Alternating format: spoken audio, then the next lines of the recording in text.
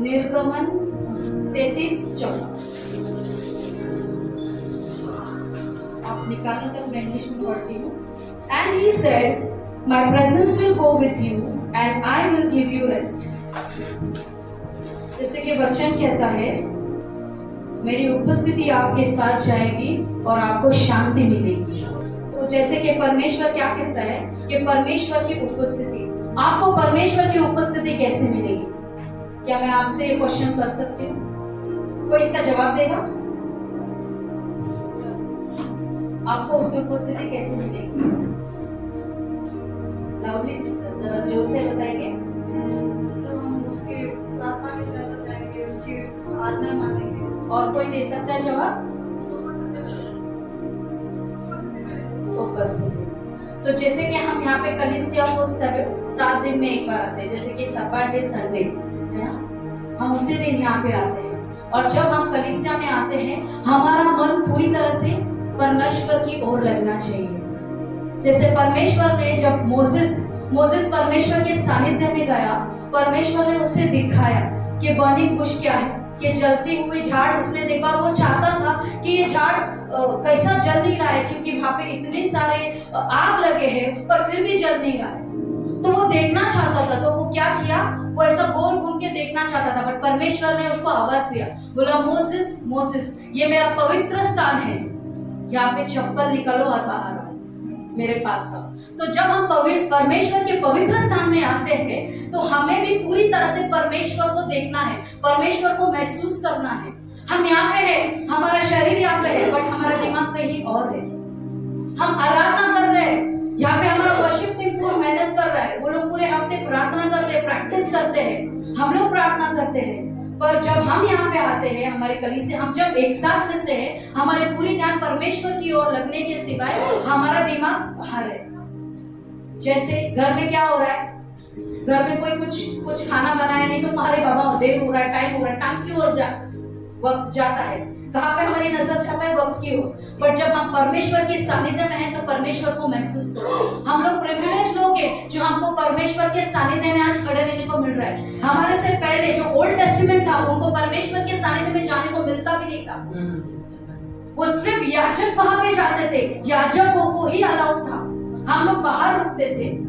But परमेश्वर ने हमको अनुग्रह दिया यीशु की वजह से। तो जब यीशु परमेश्वर यहाँ पे खुद आते हैं और हमारा ध्यान कहीं और लेता, क्या फायदा? आप लोग प्रार्थना कर रहे हो, आप लोग यहाँ पे रुके हो, यहाँ पे आराधना चालू है, किसी का आँख खुला है, कौन ये सोच रहा है, कौन वो सोच रहा है। यीशु आपके बाजू से चला गया, आपको पता भी नहीं चला, क्योंकि बाइबल कहता है जब वे 2 या 3 रहते हैं, उनके बीच में परमेश्वर स्वयं होते हैं। वचन झूठा नहीं है, वचन सच्चा है।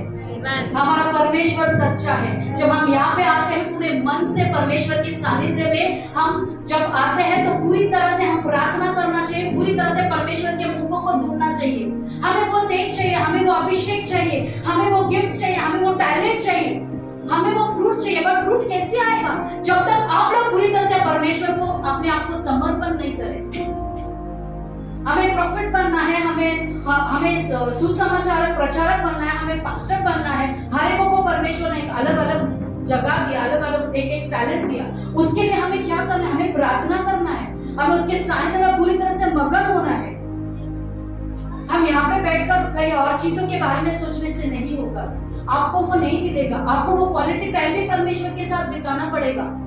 जब हम किसी को अपना फ्रेंड बनाते हैं, जैसे कि आज तो फ्रेंडशिप डे, हम अपने दोस्तों के साथ बाहर घूमने भी जाते हैं। एक फ्रेंड्स अपने को कॉल करता है, अरे क्या हुआ, कितने दिनों के हम मिल नहीं रहे, चलो हम मिलते हैं। तो आप आपके फ्रेंड के साथ जब रोते हो, तो आप आपके फ्रेंड के साथ ही वक्त बिताते हो ना, क्या किसी और बारे में सोचते हो? नहीं, आप हो कलीसिया में, बट आपका दिमाग बाहर है। ये नहीं होना चाहिए। हमारा मन पूरी तरह से प्रभु की ओर लगना चाहिए।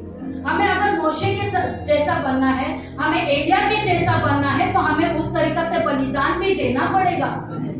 हमें उस यहाँ पर अगर आपको सेवकाई करना है, कुछ लोगों को आगे सेवा करना है, कुछ लोगों को वॉलंटियर बन के सेवा करना है। सेवकाई होता है, बट वो सेवकाई के लिए अभिषेक की भी जरूरत है, वो सेवकाई के लिए अपना समर्पण की जरूरत है, वो सेवकाई के लिए प्रार्थना की भी जरूरत है, और वो सेवकाई के लिए बाइबल भी पढ़ना जरूरत है। आपको अगर सब कुछ पता है, आपको वचन नहीं पता है, तो शैतान आपको फंसा सकता है, क्योंकि आपसे ज्यादा वचन शैतान को पता है। आप बाइबल नहीं पढ़ोगे, आप प्रार्थना नहीं करोगे, तो शैतान आपको फंसा देगा। यही कह के अरे क्या इतना तू प्रेयर को जा रही है, इतना तुम लोग प्रार्थना को जा रहे हैं, पर क्या बदलाव है आपके जीवन में? शैतान जब आप प्रार्थना करेंगे ना, आपके बाजू बाजू में घूमेगा, आपको तभी बनता है, याद आएगा अरे मैंने बर्तन नहीं घसी, ओ माय गॉड मैंने उधर खाना चढ़ाया, मेरा चावल दम पे है, तभी आपको वो सब याद आएगा, उसके पहले याद नहीं आएगा। तो शैतान आपको फंसाने के लिए आया, यीशु आपको जीवन देने के लिए, राइट? तो हमको पूरी तरह से जब हम प्रभु के सानिध्य में आते हैं तो हमको हर चीज भूल के आना है, थोड़ा देर के लिए सब कुछ साइड में रखना है। ये नहीं सोचना है कि बाबा मुझे खाना बनाना है, आज एक दिन देर से खाओ, हर रोज वक्त पे खाते, संडे है आज देर से खाओ, नो प्रॉब्लम। परमेश्वर का वचन जरूरी है, वचन खाना जरूरी है। जैसा प्रभु यीशु ने क्या कहा कि मनुष्य केवल रोटी पे नहीं परमेश्वर के वचन से भी जीता है। तो आपको वचन सीखना है, तो आपको कलीसिया जब आप आ रहे हो तो पूरी तरह से सीखो, नहीं तो कोई फायदा नहीं आपका आके, या आके आपका टाइम वेस्ट। ये मत ऐसा मत करो कि आप एवरी वीक हम आते, हमको आदत हो गया, आदत की वजह से चर्च में नहीं आओ। शब्द परमेश्वर से जब आते हो मिलने को पूरी तरह से आओ, आदत हो गया करके नहीं आओ। आदत तो बहुत सारी चीजों की होती है, आदत की वजह से आपको वो अभिषेक नहीं मिलेगा, वो आशीर्वाद नहीं मिलेगा, वो चंगाई नहीं मिलेगा, वो शांति नहीं मिलेगा। अगर आपको ये सारी चीज चाहिए तो पूरी तरह से अपने आप को समर्पण करो और पूरी तरह से परमेश्वर से मांगो, प्रभु को धन्यवाद दो, और अगर आपने कभी परमेश्वर को दुखाया तो उसके लिए माफी भी मांगो। God bless you church. तो मैं मेरे हस्बैंड को यहाँ पे बुलाना चाहूंगी, आपके पास्टर को बुलाना चाहूंगी। तो कलीसिया put your hands together and welcome first Jesus Christ and after that your pastor.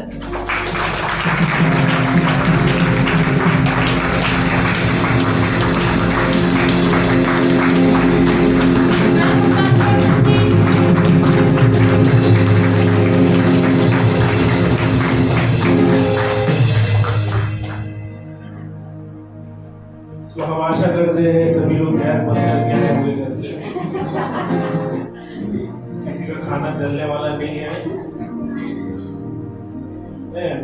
Happy friendship day, अपने बाजू वाले को बोलो हैप्पी फ्रेंडशिप डे।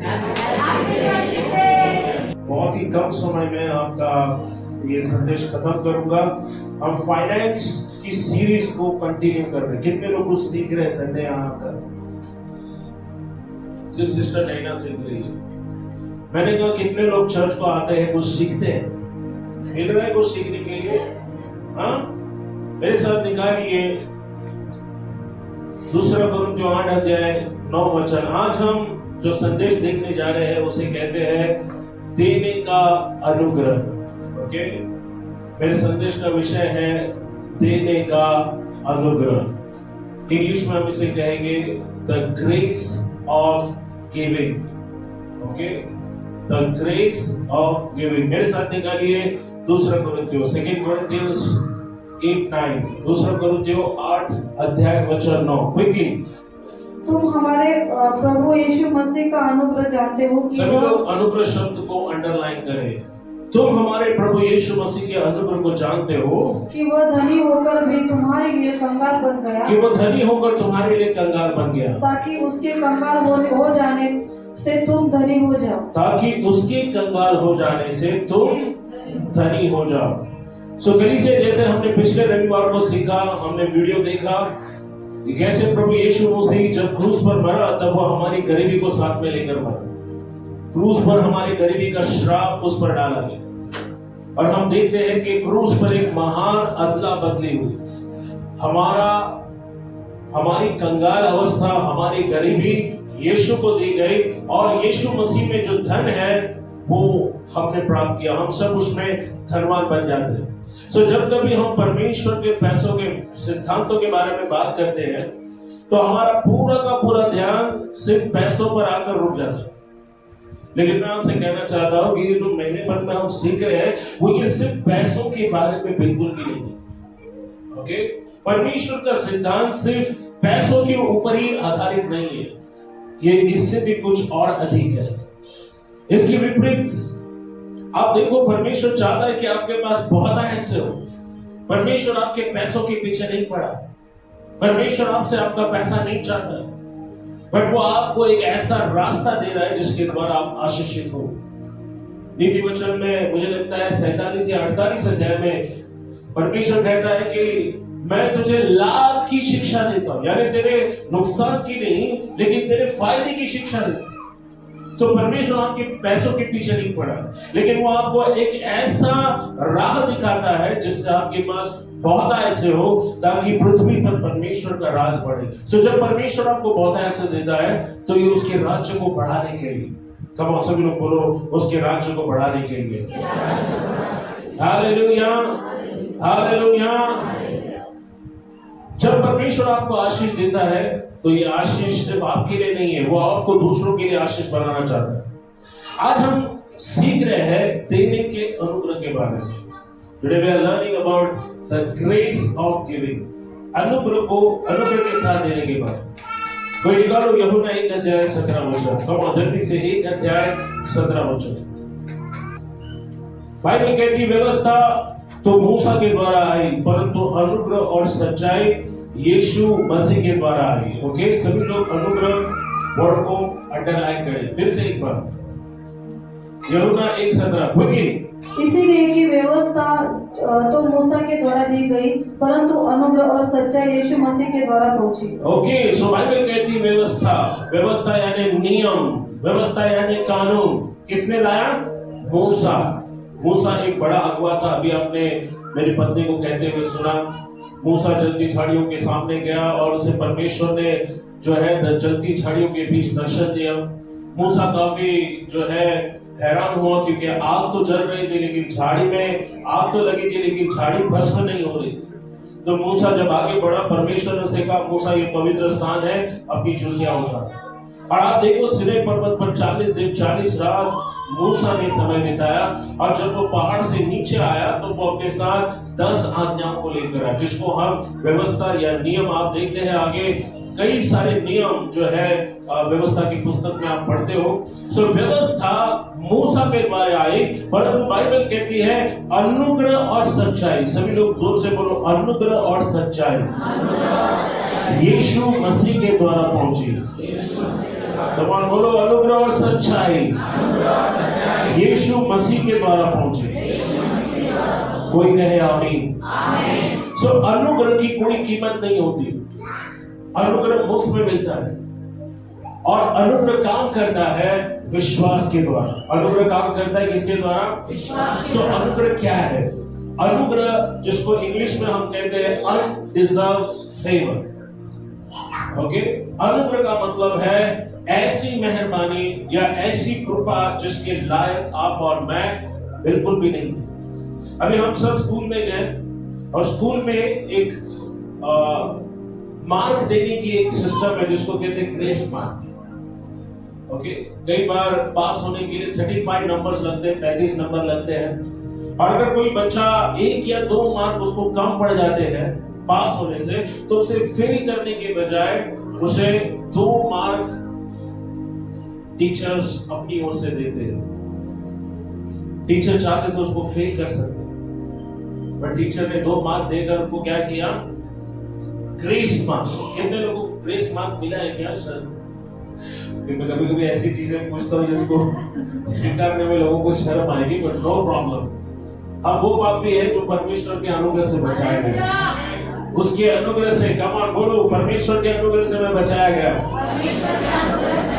सो अनुग्रह मुफ्त में मिलता है और वो विश्वास के द्वारा काम करता है। इफिसियों 2:8 कहता है अनुग्रह के द्वारा और विश्वास से तुम्हारा उद्धार हुआ है। कमाल कोई बोलो, अनुग्रह के द्वारा विश्वासी से मेरा उद्धार हुआ।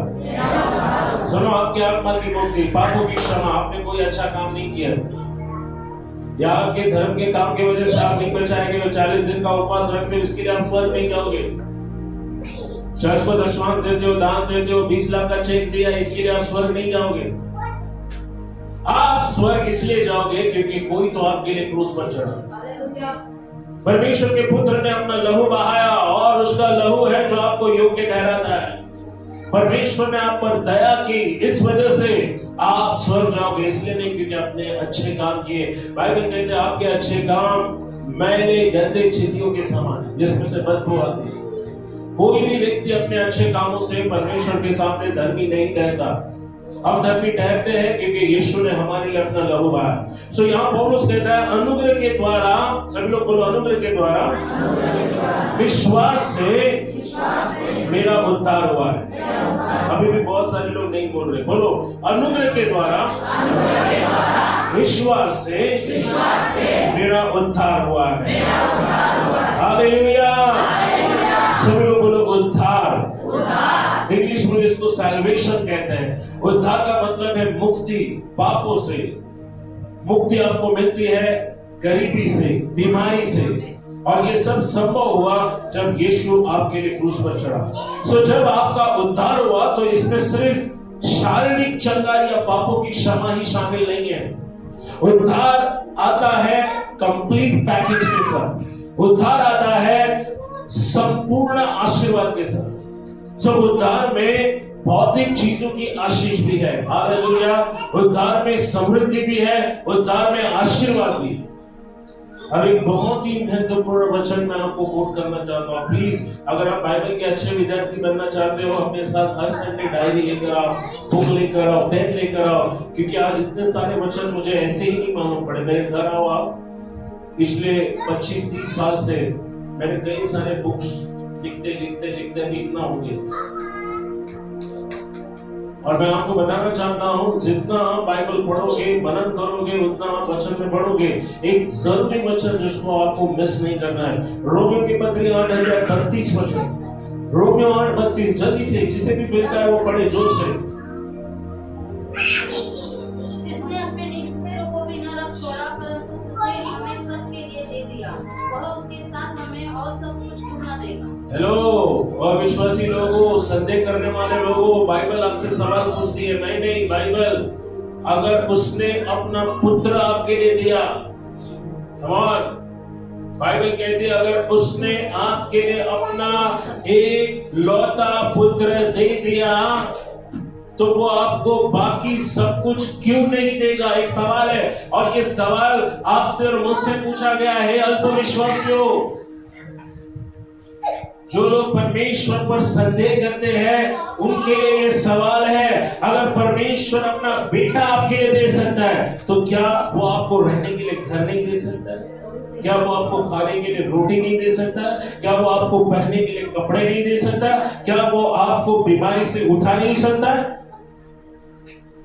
प्रश्न है कि अगर परमेश्वर अपने एक लौते पुत्र को भी नहीं रख छोड़ता है, परंतु उसने उसे हम सब के लिए दे दिया, तो वो उसके साथ, सभी लोग बोलो उसके साथ, बोलो उसके साथ, थोड़ा ध्यान से। वचन में ऐसे नहीं हमको रेवलेशन मिलता है, बार बार वचन पढ़ना पड़ता है। बाइबल कहती है उसके साथ, जोर से बोलो उसके साथ, उसके साथ। अब किसके साथ? सवाल है किसके साथ? अगर उसने अपना एक लौता बेटा भी आपके लिए नहीं छोड़ा, आगे पॉल कहता है तो उसके साथ, बोलो उसके साथ, बाकी सब कुछ क्यों नहीं देगा? अब सुनो, सब कुछ आता है उसके साथ। उसके साथ हो आज की शाम, उसके साथ चलते हो, उसके साथ बातें करते हो, उसको अपने जीवन में जगह दिया है। किसके साथ? सब कुछ मिलता है किसके साथ? जब आप यीशु के साथ होते तो सब कुछ आपको मिलेगा। बाइबल कहती है सब कुछ आता है सिर्फ उसके साथ। प्रभु यीशु मसीह के साथ चलने से ही आपकी हर एक जरूरतें पूरी होगी। प्रभु यीशु मसीह के साथ चलने से आप चंगाई पाओगे, आशीर्वाद पाओगे, समृद्धि को पाओगे, उन्नति को पाओगे। मुझे नहीं लगता कि जीवन में ऐसी कोई भी जरूरत है जो यीशु मसीह से बढ़कर हो। लो, इस पद में आप क्या देखते हो? और मुझसे बातें करो। रोमियो 8:32 में आपको क्या दिखाई? कुछ दिखाई देता है? फिर से एक बार पढ़ो मन में और मुझे बताओ आपको क्या दिखाई देता है। प्रेशर डालो। मुझे इस वचन में दिखाई देता है कि परमेश्वर हमारी देखभाल करने के लिए वचनबद्ध है, हमारे संभालने के लिए वो कमिटेड है। सुनो, यहाँ पर वो कहता है उसका कमिटमेंट देखो। अगर वो बेटा दे सकता है तो वो आपकी हर जरूरत भी पूरा कर सकता है। लेकिन ये शैतान है जो तुम्हारे अंदर डाउट लेकर आता है। ये शैतान है जो तुम्हारे अंदर चिंताओं को, घबराहट को, हाइपर टेंशन को लेकर आता है, और जिससे आप परमेश्वर पर संदेह करना शुरू करते हो। इसलिए पौलुस यहाँ एक प्रश्न चिन्ह रहता है, अरे अगर वो तुम्हारे लिए बेटे को दे सकता है तो वो तुम्हें सब कुछ क्यों नहीं दे सकता है। सुनो, यहाँ पर इस पद में आप परमेश्वर की देखभाल को देख सकते हैं कि वो आपकी देखभाल करने के लिए कितना वचनबद्ध है। उसने अपने नीच पुत्र को भी, यानी अपने इकलौते पुत्र को भी नहीं छोड़ा, उसे भी आपके लिए दे दिया। आपकी जरूरत की ऐसी कोई चीज नहीं है जो उसके पुत्र से अधिक मूल्यवान, क्योंकि जिसके पास पुत्र है उसके पास सब कुछ है। हालेलुया। बाइबल क्या कहते हैं? जिसके पास पुत्र है। इस अध्याय में आप 7 बार अनुग्रह ये शब्द देखते हैं। पहले 2 कोरिन्थियों 8 और 9 में आप 7 बार अनुग्रह ये शब्द देखते हैं। अनुग्रह के लिए यूनानी शब्द है कैरिस। सभी लोग बोलो कैरिस। कैरिस इसका मतलब है उदारता। सभी लोग बोलो उदारता। उदार में, उदार और उधार में बहुत फर्क है। सभी लोग बोलो उदार।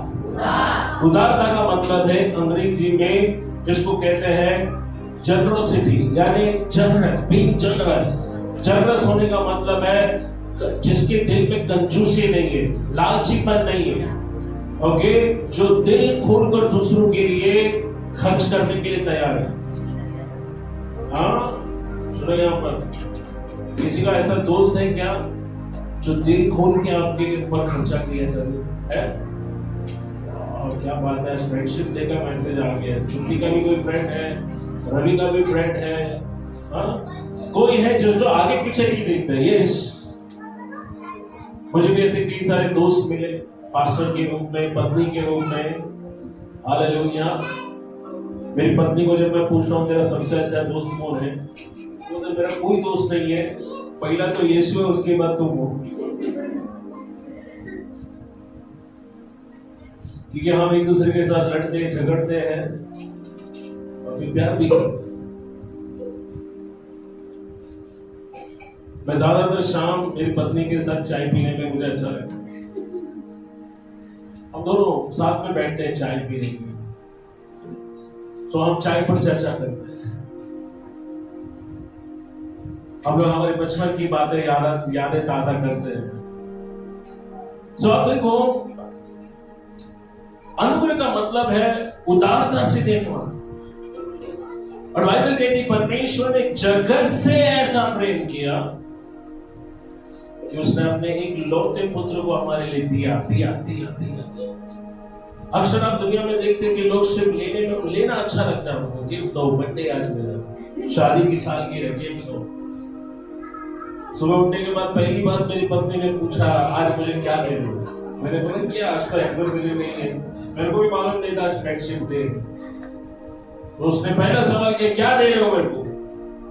मैंने कहा क्यों, आज तो तेरा जन्मदिन भी नहीं है, शादी की सालगिरह नहीं है, मेरा भी जन्मदिन नहीं है, तो फिर गिफ्ट किस चीज का? बोले आज फ्रेंडशिप डे है, इस दिन को कैसे को बोल सकते हो? मैं बोला सही टाइम पर तो कोई गिफ्ट मिलेगा, अभी नहीं। सुनो, यहाँ पर उदारता का मतलब है जो खुले मन से आपको देता रहता है। यहाँ प्रेरित पौलुस कोरिन्थ की कलीसिया को, मकेदोनिया की कलीसिया पर जो अनुग्रह हुआ उसका समाचार देता। मैं चाहता हूं हम लोग 2 कोरिन्थियों 8 अध्याय 1 से 7 को पढ़ेंगे। मकेदोनिया की कलीसिया, अभी ये जो पत्र पौलुस ने किसको लिखा मालूम है? कोरिन्थियों की कलीसिया को। अब कोरिन्थियों की कलीसिया को वो एक उदाहरण देता है। क्या उदाहरण देता है? कि मकेदोनिया की कलीसिया, मकेदोनिया, सब लोग बोलो मकेदोनिया। इंग्लिश में इसको मैसेडोनिया बोलते हैं। क्या बोलते हैं? हाँ, अब सुनो, यूरोप में एक जगह है, जहां पर पौलुस ने ये कलीसिया स्थापित की। अब कुरिन्थियों एक शहर का नाम है, मैसेडोनिया एक जगह का नाम है, दोनों जगह पर चर्च थे। लेकिन कुरिन्थ की कलीसिया से बात करते समय पौलुस मकुदुनिया की कलीसिया का उदाहरण देता है। देखो क्या सभी लोग एक एक वचन ओके पढ़ेंगे। ओके कम ऑन, अपना उंगली रखो, पैर रखो और देखो एक एक शब्द में संबंध है। पढ़ो। अब हे भाइयों, हम तुम्हें 2 Corinthians 8:1-7। यस पढ़िए। अब हे भाइयों, हम तुम्हें परमेश्वर के उस अनुग्रह का समाचार देते हैं। हम परमेश्वर के उस, फिर से अनुग्रह, यहाँ पर 7 बार अनुग्रह की शब्द है। तो अनुग्रह, इसको अंडरलाइन करो। वो कहता है भाइयों, हम तुम्हें परमेश्वर के उस अनुग्रह का समाचार देते हैं। आगे, जो मकुदुनिया की कलीसिया पर हुआ है। 7 तक पढ़ना है, पढ़ते जाओ। देश की बड़ी परीक्षा में उनके बड़े आनंद और भारी कंगालपन में उनकी उदारता बहुत बढ़ गई। सुनो, यहाँ पर मकुदुनिया की कलीसिया कैसे हालत से जा रही थी? बहुत खुशहाल थे, बहुत पैसे वाले थे, बहुत पैसा आ रहा था उनके पास। नहीं, बाइबल कहती है उनके बड़े क्लेश और दरिद्रता में भी, कंगालपन में भी वो बड़े आनंद के साथ क्या कर रहे थे? इसको कहते हैं उदारता। हाँ पढ़ो। उनके विषय में मेरी यह गवाही है कि उन्होंने अपनी सामर्थ से भी बहुत बाहर मन से दिया और इस दान में और पवित्र लोगों की सेवा में भागी होने के अनुग्रह के विषय में हमसे बार बार बहुत विनती की। और जैसे हमने आशा की थी वैसे ही नहीं, वरन उन्होंने प्रभु की और फिर परमेश्वर की इच्छा से हमने तीतुस को भी समझाया कि जैसा उसने पहले आरंभ किया था वैसा ही तुम्हें बीच में इस दान के काम को पूरा भी कर ले। इसीलिए जैसे तुम हर बात में अर्थात विश्वास, वचन, ज्ञान और सब प्रकार के यत्न में और उस प्रेम में जो हम से रखते हो बढ़ते जाते हो, वैसे ही इस दान के काम में भी बढ़ते जाओ। अपने बाजू वाले को बोलो, दान के काम में बढ़ते जाओ। और बोलो, दान के काम में बढ़ते जाओ। अब सुनो, यहाँ पर मकुदुनिया की कलीसिया ने अपने भारी कंगालपन में, क्लेश की बड़ी परीक्षा में पौलुस की सेवा के लिए बड़ी उदारता से दिया। सही मायने में थोड़ा उल्टा होना चाहिए था। ओके, अब देखो, कंगालीपन में, क्लेश में भला कौन उदारता से देगा? जब आपके खुद के लाले पड़े हो तो आप दूसरों को कहां से देंगे? जब आपका खुद का जेब खाली है, आप दूसरों का जेब कहां से भरेंगे? मैं क्या बोल रहा हूं, समझ में आ रहा है आपको? हाँ, आप सुनो यहाँ पर। लेकिन इस कलीसिया ने ऐसा विश्वास दिखाया कि वो पौलुस की सेवा के लिए बड़ी उदारता से उन्होंने देना जारी रखा। देखो, वो कंगाल थे, गरीब थे, लेकिन देने में वो गरीब नहीं थे। उनकी सोच गरीबी की नहीं थी, वो देने में आगे थे। और पौलुस किसे बोल रहा है? कुरिन्थ की कलीसिया से कह रहा है। वो कह रहा है तुम्हारी कलीसिया जो है वचन में, ज्ञान में और क्या लिखा है? वचन, ज्ञान और यत्न में और प्रेम में जो हमसे रखे हो बढ़ते जाओ। हाँ, बढ़ते जाते हैं, जाते नहीं हो, बढ़ते जा। अब ये कलीसिया तेजी से बढ़ रही थी। कौन सी कलीसिया? कुरिन्थियों की कलीसिया। सुनो, यहाँ पर मैं आपको कुछ गहरी बातें बता रहा हूँ। कुरिन्थियों की कलीसिया आत्मिक रूप से जबरदस्त उन्नति कर रही थी। आपको मालूम, कुरिन्थियों की कलीसिया के नाम पौलुस ने 2 लेटर लिखा है, हम दूसरे लेटर में है, और वो कहता है कि तुम उन्नति कर रहे हो। ओके, वो क्या कहता है? तुम वचन में उन्नति करो, नहीं सॉरी, विश्वास। पहला वो क्या बोलता है? तुम हर बात में उन्नति करते जाते हो, तुम विश्वास में उन्नति कर रहे हो। अब कुरिन्थ की कलीसिया के पास ऐसा विश्वास था जो पहाड़ों को हटा सकता था। ऐसा विश्वास था उनके पास। हाँ, उनके पास पहाड़ों को हटाने वाला विश्वास था।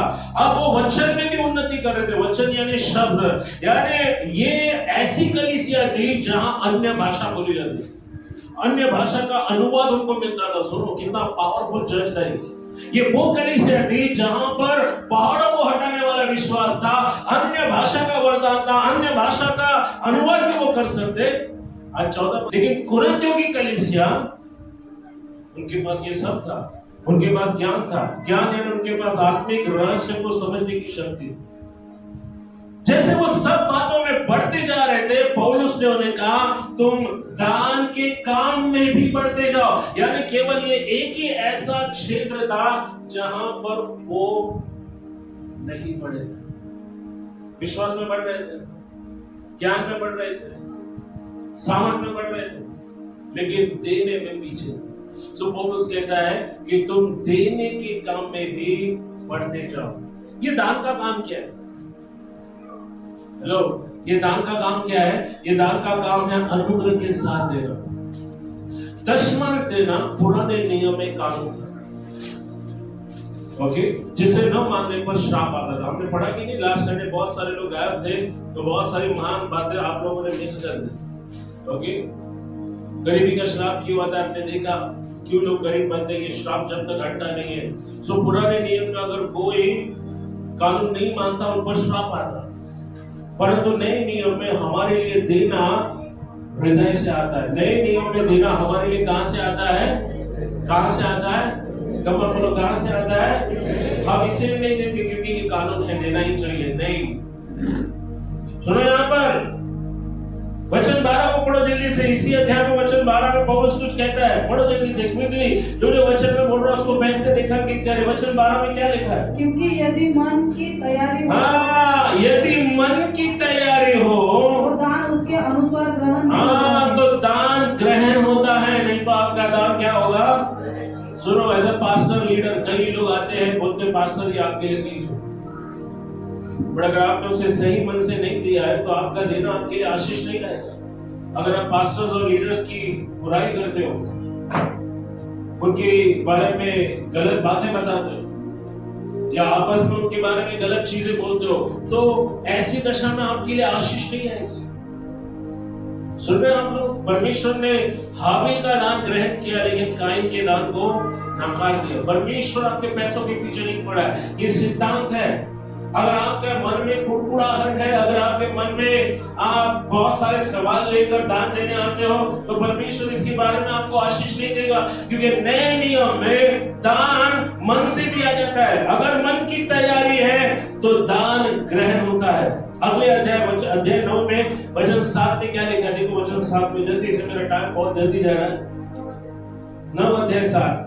हर एक जन जैसा मन में ठाने वैसा ही दान करे। हाँ, हर एक जन जैसा मन में ठाने वैसा ही दान देखो करे। फिर से यहाँ पर क्या आया है? मन। अगर आपके मन में नहीं है, प्रभु के लिए सही सोच नहीं है, सही भावना नहीं है, तो आप कितना भी चेक बनाओ 2 लाख 3 लाख का, आपके जीवन में आशीष नहीं आएगी, क्योंकि आपका मन ही ठीक नहीं। हमारे देश में क्या बोलते हैं? जिसका मन, जो बाहर से हंसता है लेकिन मन अंदर गाली देता है, उसको क्या बोलते हैं? हाँ, क्या क्या? देखो वर्ड नहीं मिल रहा है। हाँ, क्या?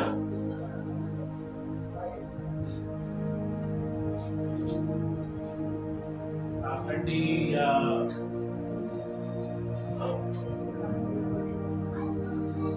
चलो हम लोग आगे बढ़ते, ज्यादा मत सोचो। बाइबल कहती है मन में जैसा आप ठाने वैसा ही दान करें, कुड़कुड़ा कर नहीं, दबाव से नहीं। सुनो, बाइबल कहती है, पढ़ो वचन में लिखा है, कुड़कुड़ा कर या दबाव से नहीं, न कुड़कुड़ के और न दबाव से। कुड़कुड़ा कर या दबाव से मत दो, प्रेशर। अरे अगर नहीं दिया ना, पास्टर को गुस्सा आएगा। अगर मैं ये एनवलप नहीं लिया ना, मेरे जीवन में श्राप आएगा। डर से मत लो। अरे कई लोग शर्मा कर भी है ना, शर्म आती है, अरे 10 रुपया डालेगा, क्या सोचेगा सामने वाला। तो नहीं देना है, 100 रुपए में हाथ दिया, नहीं देना है, बट फिर भी 10 रुपए देने में शर्म आती, तो 100 रुपए आ जाते हैं आपके, और देने के बाद घर जाके क्या किया। सुनो, शर्मा के, डर के, इसको बोलते दबाव से है। आज उन्होंने 100 डाला ना, मैं 200 डाला। कौन बोलता है कि तुम तो नहीं देना मत दो? यहाँ पर किसी के ऊपर कोई जबरदस्ती नहीं है। मन अगर तैयार नहीं है तो मत दो। बाइबल कहते कुड़कुड़ाते हुए दबाव से मत दो। अनुग्रह आपके हृदय के भीतर लिखा गया। नीति वचन 3 अध्याय 3 को पढ़ो। नीति वचन 3 अध्याय 3 क्विकली जल्दी से, मुझे लगता है मुझे संदेश यहीं पर खत्म करना पड़ेगा। अनुग्रह दूसरा कोरिन्थियों 3:3 जल्दी से। सेकंड कोरिन्थियों 3:3 सॉरी माफ कीजिए। हम लोग वापस वो दूसरा कोरिन्थियों 3:3 को पढ़ेंगे, लेकिन पहले नीति वचन 3:3, ये भी 3:3 है, वो भी 3:3 है। कृपा और प्रोवर्ब्स सच्चाई 3:3 सेकंड कोरिन्थियंस 3:3 एक ही वचन लिखा। देखो एक ही अध्याय, वचन भी एक ही है, सिर्फ पुस्तक अलग है। नीति वचन 3:3, दूसरा कोरिन्थियों 3:3 पढ़ो। कृपा और सच्चाई तुझसे अलग न होने पाए। हेलो, अपने भाई वाले को बोलो, कृपा और सच्चाई को अलग होने मत दो।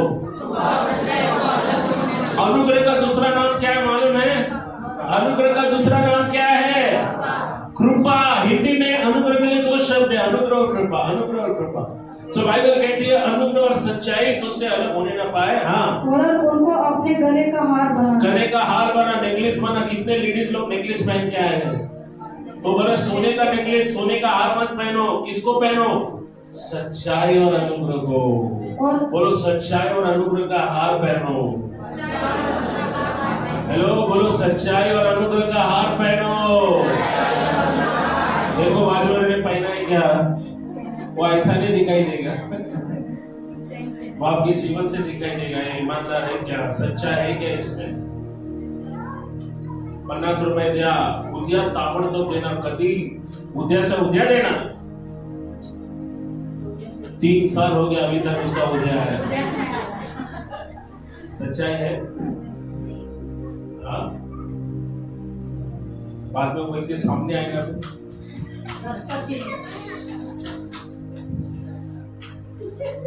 सच्चाई और अनुग्रह को गले का हार बनाओ। और क्या लिखा है देखो, पूरा वचन पढ़ो। और अपने हृदय रूपी पट्टिया पर लिखना। सो अनुग्रह कहाँ लिखा जाता है?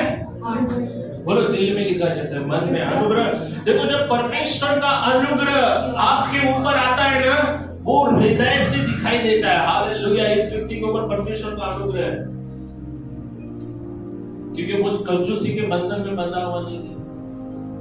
देखो कंजूसी और लालच है ना, आपको देने से रोकेगी। वाइफ के लिए गिफ्ट लेना है, उसमें भी कंजूसी।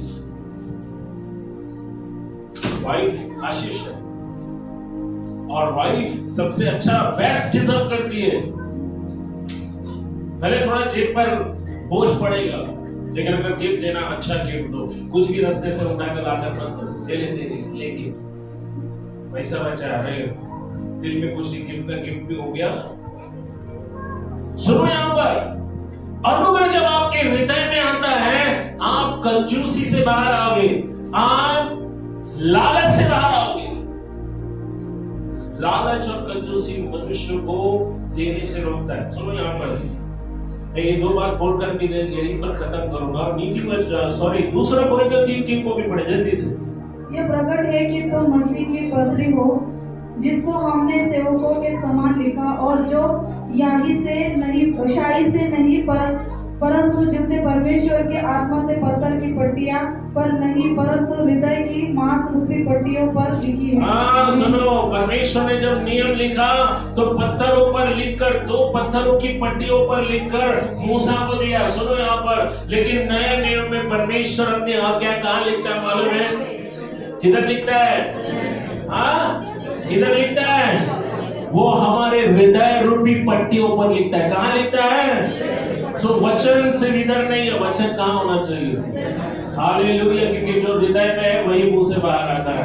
अगर दिल में गाली भरा है तो मुंह से गाली बाहर निकलेगा। अगर दिल में गुस्सा है, नफरत है, कड़वाहट है, वही मुंह से बाहर निकलेगा। बट अगर दिल वचन से भरा है, दाऊद ने कहा, मैंने अपना हृदय तेरे वचन से, ताकि मैं तेरे विरुद्ध पाप। हालेलुया। सो आपने अपने दिल को किससे भरा है? सो अनुग्रह जब आपके हृदय में आता है तो कंजूसीपन या लालच आपको कंट्रोल नहीं करेगा। सुनो, परमेश्वर को देना आपके लिए तब मुश्किल होता है, सभी लोग लिखना देखो मैं जो बोल रहा हूं, परमेश्वर को देना आपके लिए तब कठिन होता है जब आपको भरोसा नहीं होता है कि परमेश्वर आपको संभालेगा। तो यहाँ पर परमेश्वर को देना आपके लिए तभी कठिन होगा जब आपको परमेश्वर पे भरोसा नहीं होता है कि वो आपको संभालेगा। रोमी 8:32 में हमने पढ़ा, अगर वो बेटा दे सकता है तो वो सब कुछ दे सकता है, पर हम देते इसलिए नहीं है क्योंकि हमें भरोसा नहीं होता है कि परमेश्वर को ये संभालेगा, क्योंकि हमारा भरोसा पैसों पर होता है। अगर ये पैसा मैंने दे दिया, मैं क्या खाऊंगा, बच्चों का फीस कैसे भरूंगा, भाड़ा कैसे भरूंगा, इलेक्ट्रिसिटी का बिल कैसे भरूंगा। मैं आपको बताऊं, पर मैं आपको बता दूं, अगर आपके पास भरोसा है कि परमेश्वर आपको संभालेगा, तभी आप उसे दो पाओगे, नहीं तो आप उसे नहीं दे पाएंगे। जब आप परमेश्वर पर निर्भर होते हैं, आत्मनिर्भर नहीं, परमेश्वर पर जब आप निर्भर होते हैं तो आपको परमेश्वर के लिए देना कठिन नहीं होगा। सुनो यहां पर, परमेश्वर के लिए देना तब आपके लिए कठिन होगा जब आपको भरोसा ही नहीं होता है कि परमेश्वर आपको संभालेगा। मकदूनिया की कलीसिया देने में उधार थी। हमारा देना ये साबित करता है कि हमारी निर्भरता सिर्फ परमेश्वर पर है। जब हम देते हैं तब हमें भरोसा होता है कि परमेश्वर हमें संभालेगा, हमें बिल भरने की शक्ति भी वही देगा। याद है परमेश्वर ने प्रतिज्ञा की है, मैं तुम्हें कभी न छोड़ूंगा और न कभी। अरे भरोसा तो करके देखो एक बार, बोलो परमेश्वर तूने तेरे वचन में लिखा है कि तू मुझे नहीं छोड़ेगा, मैंने सब दे दिया प्रभु, अब मेरे पास कुछ नहीं, 1 रुपया भी नहीं रखा है, अब पूरा महीना कैसे निकालना है तू दे, मैं टेंशन नहीं लूंगा।